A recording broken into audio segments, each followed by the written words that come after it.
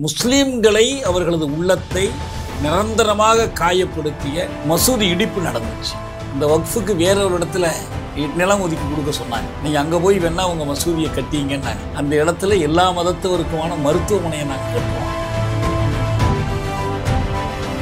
இப்போ இதுல புதுசா ஒரு விசித்திரமான ஒரு சட்டம் என்ன கொண்டு வர்றாங்கன்னா, இந்த வக்ஃபு சொத்துக்களுக்கு ஒருத்தர் கொடை கொடுக்கறதா இருந்தா அவர் உண்மையிலேயே முஸ்லீம் என்பது நிரூபணமாகணும். சத்பாவனா யாத்திரான்னு ஒரு யாத்திரை போகும்போதும் அங்க பல இடத்துல அவர்கிட்ட மனு கொடுக்குறாங்க. வன்முறை கோத்ராவுக்கு அடுத்து ஏற்பட்ட வன்முறையில் பாதிக்கப்பட்ட முஸ்லிம்கள் தங்குவதற்கு இடமில்லாம, உணவுக்கு வழி இல்லை, வேலைக்கு வழி இல்லாமல் இருக்கிறாங்க. அவங்களுக்கான முகாம்களை அமைத்து கொடுக்கணும்னு சொன்னபோது அதுக்கு மோடி சொன்ன பதில், இஸ்லாமியர்களை அதிகாரமற்றவர்களாக, உரிமையற்றவர்களாக, இரண்டாம் தர மூன்றாம் தர குடிமக்களாக மாற்ற வேண்டும் என்பது. இதுக்கு பின்னால ஒரு அரசியல் இருக்கு. அந்த அரசியல் என்ன? அவங்க அப்பா ராம்விலாஸ் பாஸ்வான் காலத்திலிருந்து யார் அரசாங்கத்தில் வந்தாலும் ஒரு அமைச்சர் பதவியை வாங்கிக்கிட்டு மக்களை வித்துருவாங்க. இதுதான் உண்மையான விஷயம். இவர் அதே தான் செய்யறார்.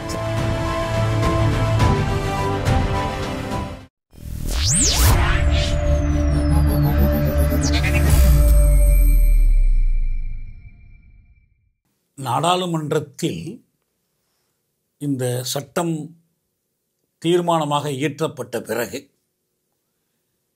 எழுந்த அந்த முழக்கம் இந்த சட்டத்தினுடைய முழு நோக்கத்தையும் வெளிப்படுத்திடுச்சு.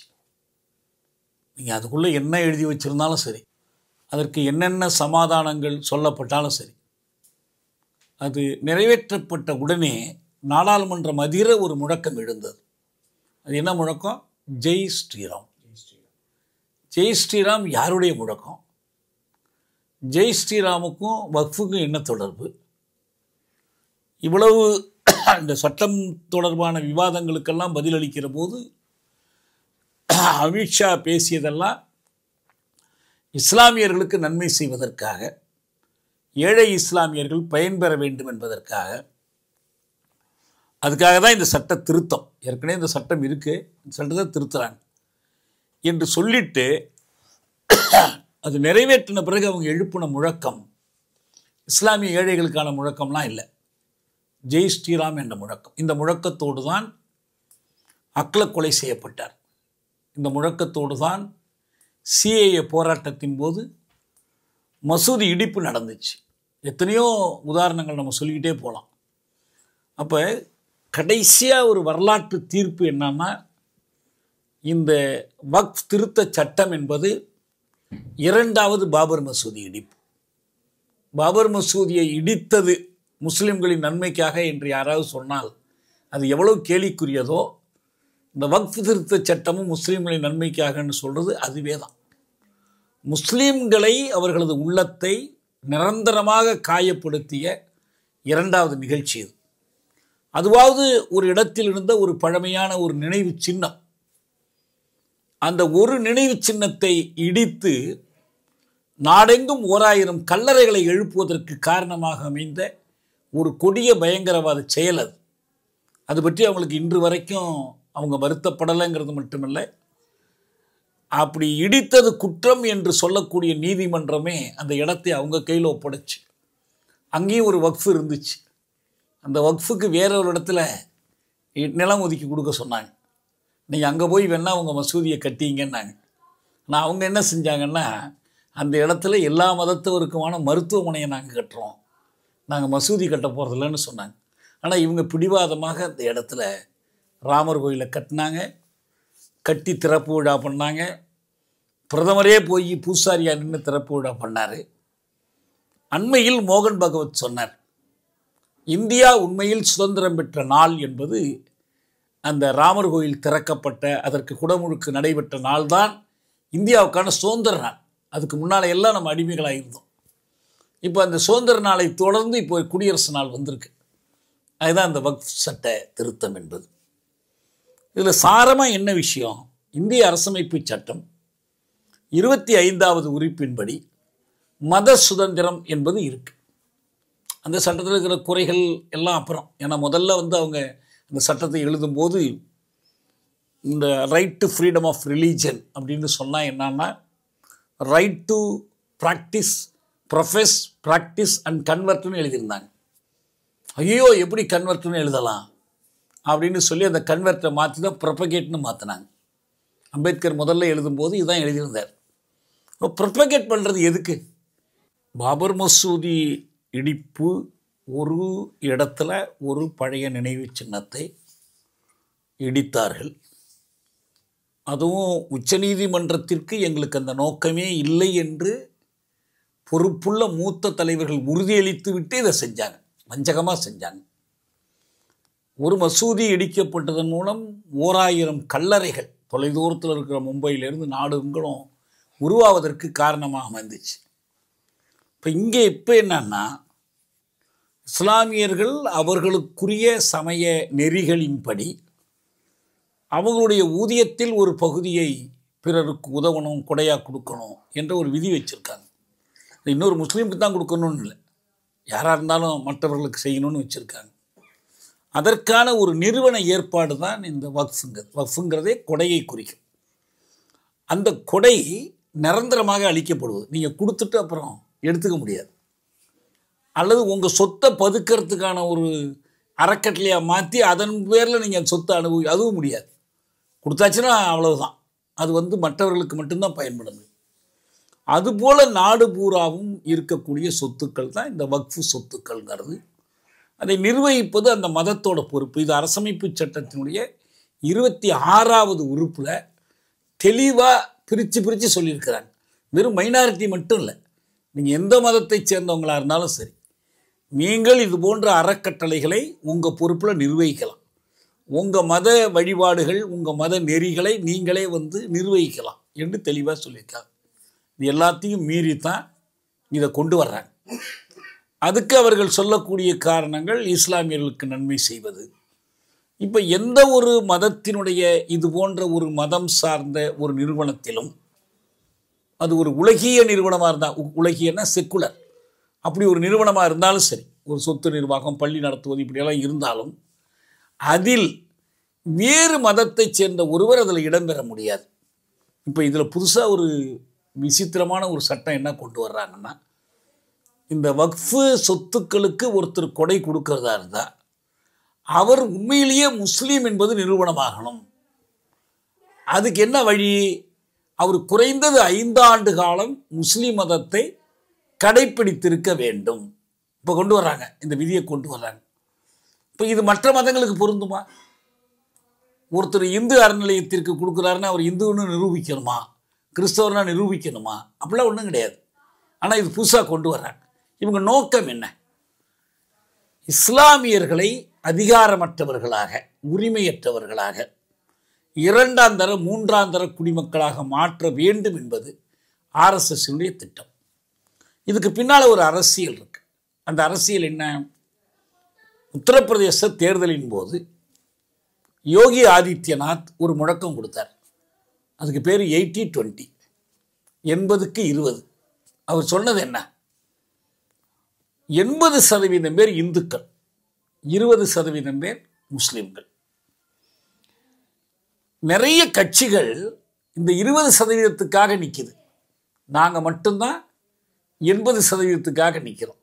அப்படி சொல்லி தான் அவர் முதலமைச்சரானார். இந்த முழக்கத்தை இன்னும் ஆழமாக, இன்னும் தீவிரமாக அவங்க கொண்டு போக நினைக்கிறாங்க. இப்போ வக்ஃபு திருத்தச் சட்டத்தை எதிர்க்கிறவர்களெல்லாம் முஸ்லிம்களின் கையாட்டு. அந்த சட்டத்தை கொண்டு வருகிற நாங்கள் 80% முஸ்லீம். அதனால தான் நான் சொல்கிறேன், மீண்டும் சொல்கிறேன், சட்டம் இயற்றிய உடனே அவங்க எழுப்புற முழக்கம் என்ன? ஜெய் ஸ்ரீராம். அது எப்படி? அல்லாஹு அக்பர் இல்லை, இஸ்லாமியருக்காக அவங்க முழக்கம் போடலை. இன்னொன்று, முஸ்லீம்களின் நலனில் இந்த கட்சிக்கு உண்மையிலேயே அக்கறை உண்டா? தெளிவாக நம்ம மோடி பேசிய பேச்சை நாம் எல்லோருமே பார்த்தோம். ராஜஸ்தானில் ஒரு தேர்தல் கூட்டத்தில் அவர் என்ன சொன்னார்? உங்கள் சொத்துக்களை காங்கிரஸ் என்ன பண்ணணும்னா, உங்கள் சொத்துக்களை பறித்து முஸ்லீம்களுக்கு கொடுத்துரும். அது முஸ்லீம்களை என்ன சொல்லி சொன்னார்? அதிக பிள்ளை பெறக்கூடியவர்கள். ஏற்கனவே குஜராத்தில் 2002 இன அழிப்புக்கு பிறகு சத்பாவனா யாத்திரான்னு ஒரு யாத்திரை போகும்போதும் அங்கே பல இடத்துல அவர்கிட்ட மனு கொடுக்குறாங்க. அந்த வன்முறை கோத்ராவுக்கு அடுத்து ஏற்பட்ட வன்முறையில் பாதிக்கப்பட்ட முஸ்லீம்கள் ஏதிலிகளா, உள்நாட்டு ஏதிலிகளா, தங்குவதற்கு இடம் இல்லாமல், உணவுக்கு வழி இல்லை, வேலைக்கு வழி இல்லாமல் இருக்கிறாங்க. அவங்களுக்கான முகாம்களை அமைத்து கொடுக்கணும்னு சொன்னபோது அதுக்கு மோடி சொன்ன பதில், ஏன் முகாம்களில் பாதுகாப்பாக தங்கி ஆளுக்கு 5 பிள்ளை பெறுவதற்கா? கெட்டவர் அவர். இவ்வளவு மோசமான, நாகரிக உலகத்திற்கே தொடர்பில்லாத மத வெறுப்பு கொண்டவர்கள், இஸ்லாமாஃபோபியா என்ற நோயினால் பீடிக்கப்பட்ட ஒரு கூட்டம் நாங்கள் இஸ்லாமியர்களுக்கு நன்மை செய்வதற்காக சட்டம் கொண்டு வர்றேன்னு சொன்னால் எவ்வளோ பெரிய பொய்மை, எவ்வளோ பெரிய ஏமாற்றுறது. அது மட்டுமா சொன்னாங்க, இஸ்லாமியர்களுக்கு இடஒதுக்கீடு கொடுக்கக்கூடாது, கொடுப்பதை நாங்கள் தடுப்போம் என்று பேசினார் மோடி அந்த பிரச்சாரம் முழுவதிலுமே. இப்போ என்னன்னா, இந்த அரசாங்கத்தில் ஒரே ஒரு முஸ்லீம் அமைச்சர் கூட இல்லை. ஒரு நாட்டின் இருக்கிற சிறுபான்மையினரில் முதல் சிறுபான்மையினர் அவங்க தான். அவங்களுக்கு தான் கிறித்தவர்கள், மற்றவர்கள்லாம். ஆனால் இருக்கிறதுல முஸ்லீம்களுக்கு ஒரு அமைச்சர் இல்லை. அமைச்சர் இல்லைங்கிறது மட்டுமல்ல, பாஜகவில் ஒரு நாடாளுமன்ற உறுப்பினர் கூட இல்லை, ஒருத்தர் கூட இல்லை. முந்தி அவர் என்ன அப்பாஸ் நாக்வின்னு ஒருத்தர் இருந்தார். அவர் ஏன் இருந்தார்னா, அவர் அத்வானியோட மருமகன், பார்ப்பனராக இருந்து முஸ்லீமாக மாறினதுனால அந்த கட்சிக்கு போயிட்டார் உங்களுக்கு. அது மாதிரி இப்போ அதெல்லாம் இல்லை. அப்போ இவங்க முஸ்லீம்கள் மேல் அக்கறை என்று சொல்வது என்பது எந்த விதத்திலும் நம்பத்தக்கதல்ல. முஸ்லீம்களை காரணமாக காட்டி அவர்களை ஒன்று அரசியல் வகையில் இந்த போலரைசேஷன், இந்துவா முஸ்லீமா என்ற மோதலை தீவிரப்படுத்துவது. 2, முஸ்லீம்கள் தங்களுக்குள் ஒற்றுமையாக இருப்பதற்கு வழி இல்லாமல் செய்து, இப்போ பாபர் மசூதி பிரச்சனையா, இந்த வக்ஃபு சட்டமா, அவங்க ஒன்றா இருக்கிறாங்கன்னு வச்சுங்க. இப்போ என்ன பண்ணுறாங்க, இஸ்லாமியர்களுக்குள்ள நம்பிக்கைகள் அடிப்படையில் இருக்கிற பிரிவுகள் இருக்குது பாருங்க, போரா இருக்காங்க, சன்னி இருக்கிறாங்க, இந்த மாதிரி பிரிவுகள். இவங்களுக்கெல்லாம் ஒரே வக்ஃபு கிடையாது, இவங்களுக்கு தனித்தனி வக்ஃப் போர்டு கவுன்சில். வக்ஃபு போர்டினுடைய வக்ஃபினுடைய சொத்துக்கள் பற்றி ஏதாவது முரண்பாடு, சிக்கல் வருமானால் அதுக்கு ஒரு ட்ரிபியூனல் இருக்குது தீர்ப்பு வழங்குறதுக்கு.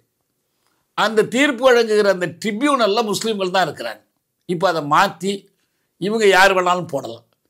இந்த சர்ச்சை தீர்ற வரைக்கும் கடைசியாக நீதிமன்றத்துக்கும் போகலாம். எந்த சொத்து தொடர்பாகவும் சிவில் கோர்ட்டுக்கு போகிற மாதிரி இதுலேயும் சிவிலாக இருக்குது. ஆனால் அது வரைக்கும் இந்த சொத்து அரசின் பொறுப்பில் இருக்கும். இந்த அதாவது என்ன பண்ணலான்னா, வக்ஃபு சொத்து ஒன்றை அரசாங்கம் எடுத்துக்கொள்ள விரும்பினால் யாராவது ஒருத்தரை விட்டு இதில் ஒரு சிக்கல் இருக்குன்னு ஒரு வழக்கு தொடுக்க வச்சா அதை எடுத்துக்கலாம். அது இப்போ இருக்கிற சட்டத்தில் கலெக்டர்னு இருந்துச்சு, இப்போ கலெக்டருக்கு மேலே ஒரு அதிகாரிங்கிறாங்க. இன்னொன்று என்னன்னா, எப்பயுமே சொத்து பூசல் என்பது எப்பயுமே மாநில அதிகாரத்துக்கு உட்பட்டது, தீர்த்து வைக்கிறதுங்கிறது. ஆனால் இப்போ அதை அவங்க கையில் எடுத்துக்கிறாங்க. எப்படி வேளாண் துறை என்பது, விவசாயம் என்பது மாநில அதிகாரமாக இருக்கும்போதே அவர்கள் வேளாண் சட்டங்கள் இயற்றினாங்கல்ல, 2 சட்டங்கள், ஒரு திருத்த சட்டம், அதுபோல் இதில் அத்துமீறி செய்கிறாங்க. ஆகவே தான் இது அரசமைப்பு சட்டத்தினுடைய 25, 26வது உறுப்புகளுக்கு எதிரானது, மாநில அதிகாரத்துக்கும் எதிரானது, அதிகாரத்தை மையப்படுத்துவது, இஸ்லாமியர்களை பிளவுபடுத்தக்கூடியது, இஸ்லாமியர்களுக்கு உரிமைகள் அற்று செய்யும் போது அதனுடைய விளைவு என்னன்னா, இது அப்படியே ஒப்பிட்டு பார்க்கணும். ஹிட்லர் நாஜி அரசாங்கத்தில் இப்படி தான் ஆரம்பித்தான். இதே மாதிரி ஒரு குடியுரிமை சட்டம் கொண்டு தான். இலங்கையில் சிங்கள அரசு 48ல் இதே போன்ற ஒரு குடியுரிமை மறுப்பு சட்டத்தை தான் கொண்டுட்டு வந்தாங்க. இது ஒவ்வொன்றா வளர்ந்து போய் தான் இன அழிப்பில் முடிச்சு. அங்கே அப்படி தான் ஜெர்மனியில் நடந்துச்சு. அப்போ இப்படி ஒவ்வொன்றா தொடங்கி இந்த இஸ்லாமியரை பகைத்து அவர்களை பாகுபாடாக காட்டி பெரும்பான்மை மக்களுக்கு எதிரியாக காட்டி அதனுடைய விளைவாக தான் இறுதியில் அது இன அழிப்பு வரை கொண்டு போகலாம். மிக முக்கியமாக அவர்களது வாக்குரிமையை பறிப்பது தான் இவங்களுடைய நோக்கமாக இருக்குது. இப்போ தேர்தலில் இவங்களுக்கு முழுக்க முழுக்க இந்து மதத்தவருக்கு மட்டுமே வாக்கு, அவர்களில் பெரும்பான்மை வாக்கு என்பது தான். இதுதான் இந்த சட்டம் பற்றி நம்ம தெரிந்து கொள்ள வேண்டியது. இப்போ இந்த சட்டம் மொத்தத்தில் என்ன பண்ணுதுன்னா, இந்த செக்குலர் ஃபேப்ரிக் இருக்குது பாருங்கள், நமக்கு இருக்கக்கூடிய அந்த சமயச்சார்பற்றன்னு சொல்கிறாங்க இல்லையா, சமயச்சார்பற்ற அமைப்பு, அதை அடியோடு கிழித்தெறிவது, இஸ்லாமியரை தனிமைப்படுத்துவது, அவர்களை தீயவர்களாக காட்டுவது, இந்த முயற்சியை அவங்க செய்கிறாங்க. இது எல்லாத்துலேயும் செய்கிறாங்க. திரைப்படத்தில் செய்கிறாங்க, இலக்கியத்தில் செய்கிறாங்க, இதுலேயும் அதை செய்கிறாங்க. இது இந்த அரசமைப்பு சட்டத்தில் அவங்க செக்குலர் சோஷலிஸ்ட்னு இருக்கிற அந்த பகுதியை நீக்கணும்னு ஒரு கோரிக்கை வச்சுருக்கிறாங்க. இப்போ கடைசியாக இந்த மாநாடுகள் சர்வதேச மாநாடுகள் நடக்கும்போது வருகிறவர்களுக்கு அரசமைப்பு சட்டத்தினுடைய ஒரு நகலை எல்லாருக்கும் கொடுத்தாங்க. கொடுக்கும்போது முகப்புரையில் இருக்கிற செக்குலர் சோஷலிஸ்ட் சொற்களை நீக்கிவிட்டு தான் கொடுத்தாங்க. அப்போ அவங்களுடைய உள்ள கிடக்கை இது சமயச்சார்பற்ற நாடாக இருக்கக்கூடாது, ஒரு இந்துத்துவ அரசாக இருக்கணும். சென்ற தேர்தலில் இதற்கு பொருத்தமாக அரசமைப்பு சட்டத்தை திருத்திக் கொள்வதற்காகத்தான் அவங்க அப்கி பார் 400 பார்னு முழக்கம் கொடுத்தாங்க. இந்த முறை 400க்கு மேலே கொடுங்கன்னாங்க. மக்கள் அந்த கட்டளையை கொடுக்கல. பாஜகவுக்கு தனி பெரும்பான்மையே கிடைக்கல. சந்திரபாபு நாயுடுவும் நிதிஷ்குமார் யாதவும் ஆதரிக்கலைன்னா ஆட்சி அமைக்க முடியாதுங்கிற அளவுக்கு நிலைமை. ஆனால் அவங்க திட்டத்தை கைவிடவில்லை. அந்த திட்டத்தின் ஒரு பகுதி தான் இந்து ராஷ்டிரத்தை அறிவிப்பதற்கான ஒரு முயற்சியினுடைய ஒரு பகுதி தான் இந்த வக்ஃப் திருத்த சட்டம். இதில் இதே நிதிஷ்குமாரும் இதே சந்திரபாபு நாயுடுவும் அவர்களுக்கு வாக்களித்த இஸ்லாமியர்களுக்கு துரோகம் இழைக்கிற மாதிரி போய் சந்தர்ப்பவாதமாக ஆதரவு கொடுத்துருக்காங்க. அது மிக மோசமான ஒரு குற்றம். இந்த ஏற்கனவே அரசுக்கு ஆதரவாக இருந்த ஒய்எஸ்ஆர் காங்கிரஸ் இந்த முறை எதிர்த்து வாக்கு போடுறாங்க.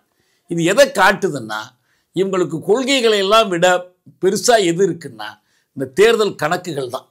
நாளைக்கு இதுக்கு நிதிஷ்குமாருக்கு பல முறை மோடியோட முரண்பாடு வந்திருக்கு.